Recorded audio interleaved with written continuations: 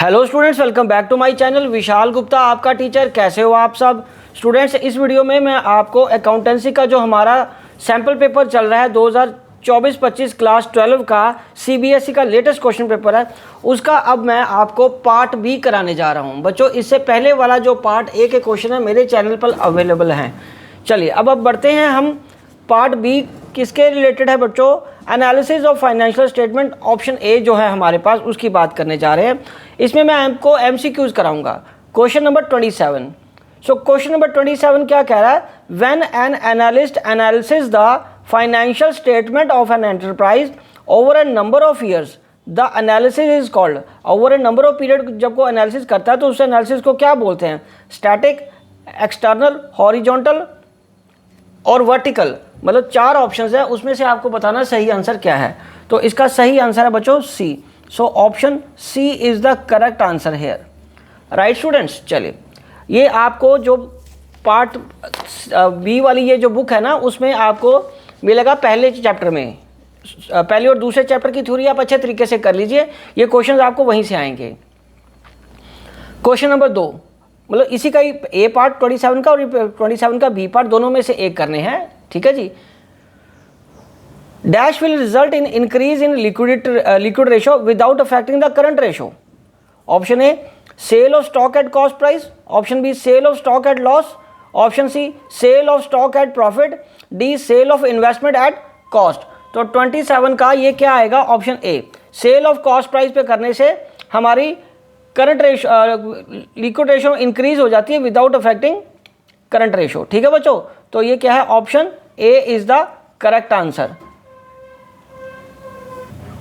अब आगे बढ़ते हैं क्वेश्चन नंबर 28 की तरफ। एज ऑन 31/2/2024, 31/3 आना चाहिए क्योंकि सेकंड मंथ में तो वो आता ही नहीं है। 31/3 of the following information of Bartan manufacturing limited is available. Net profit ratio कितनी? 40%। ऑपरेटिंग प्रॉफिट रेशो कितनी है? 50%। So on 1 April 2024 it was came to notice that the accountant had omitted recording the interest received on investment of rupees 2 lakh for the financial year 2023-24. The required rectification was done. What will be the effect on the same on net profit and operating profit ratio? Option A, net profit ratio will increase and operating profit ratio will decrease, but net profit ratio and operating profit ratio will increase. Question number उसका option C, net profit ratio will increase and operating profit ratio will have no change. Option number D, net profit ratio will remain same and operating profit ratio will increase. इन चारों में से आपको बताना कि क्या option रहेगा, answer रहेगा। तो क्वेश्चन नंबर 28 का ऑप्शन सी, क्योंकि बच्चों जब हम इंटरेस्ट रिसीव्ड करते हैं वो आपके नेट प्रॉफिट को तो अफेक्ट करेगा क्योंकि अदर इनकम बढ़ जाएगी, बट ऑपरेटिंग प्रॉफिट को चेंज नहीं करेगा। ठीक है जी, क्योंकि ऑपरेटिंग प्रॉफिट में हमारी फाइनेंशियल से जो इनकम्स होती हैं उसको हम कंसिडर नहीं करते, सिर्फ रेवेन्यू फ्रॉम ऑपरेशंस को ही कंसिडर करते हैं। ठीक है बच्चों, सो इसलिए C is the right answer. Question number 29। So question number 29 क्या कह रहा है? While computing cash from operating activities which of the following items will be added in the net profit? A option decrease in the value of inventory, B option increase in the, ये A है और ये B है, वो आई जे लिख दी उन्होंने गलती से, ये A और ये B, increase in the share capital। ठीक है बच्चों, और उसके बाद अच्छा आई जे के एल ठीक लिखा उन्होंने भाई, ए भी नहीं है, ये उन्होंने आई जे। Decrease in the value of inventory होगा, इंक्रीज इन शेयर कैपिटल होगा। ठीक है बच्चों, और उसके बाद ये क्या कह रहे हैं?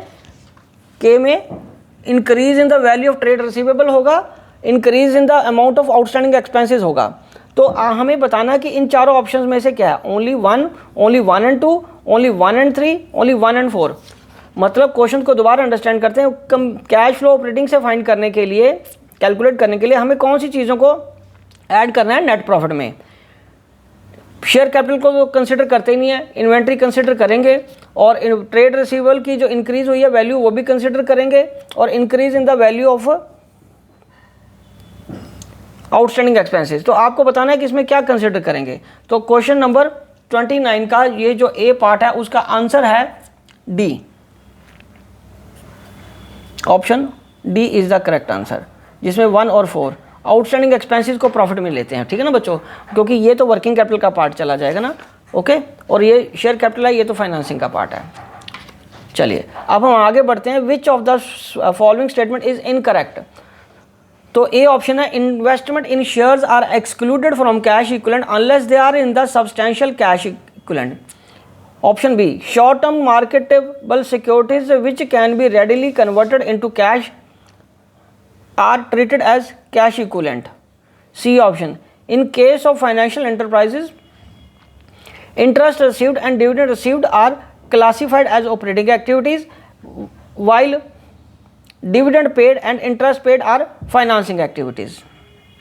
ठीक है बच्चों, और डी है dividend tax, tax paid on dividend should be classified as financing activity along with dividend paid. तो ये आपको अच्छे तरीके से इसकी डेफिनेशंस को याद रखना है, ये सारी टर्म्स को कैश फ्लो के और रेशियो एनालिसिस वाले में चैप्टर में से। तो इसका ऑप्शन जो आएगा वो मैं आपको बताता हूँ 29 का ए ऑप्शन, ये इनकरेक्ट है, बाकी सब ठीक है। Are excluded from the cash equivalent unless they are substantial cash involvement. नहीं, चाहे कुछ भी हो वो हमें ऐड करना ही पड़ता है, चाहे उसका बड़ा नॉमिनल इफेक्ट भी क्यों ना हो, चाहे 20-50 रुपये का ही क्यों ना हो, ठीक है बच्चों। चलिए अब हम बढ़ते हैं आगे क्वेश्चन नंबर 30 की तरफ। क्वेश्चन नंबर 30 है बच्चों, Shri limited, statement 1, Shri limited was carrying on a business of packaging in Delhi and earned good profits in the past years. The company wanted to expand its business and required additional funds. To meet the requirement, the company issued equity shares of rupees 30 lakh. It purchased a computerized machine of rupees 20 lakh.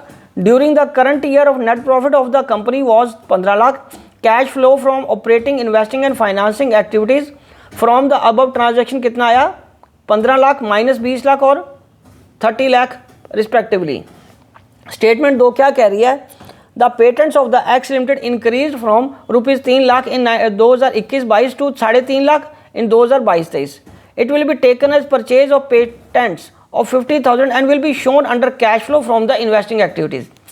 Option A है both the statements are true, option B both statements are false, option C only statement 1 is true, option D only statement 2 is true.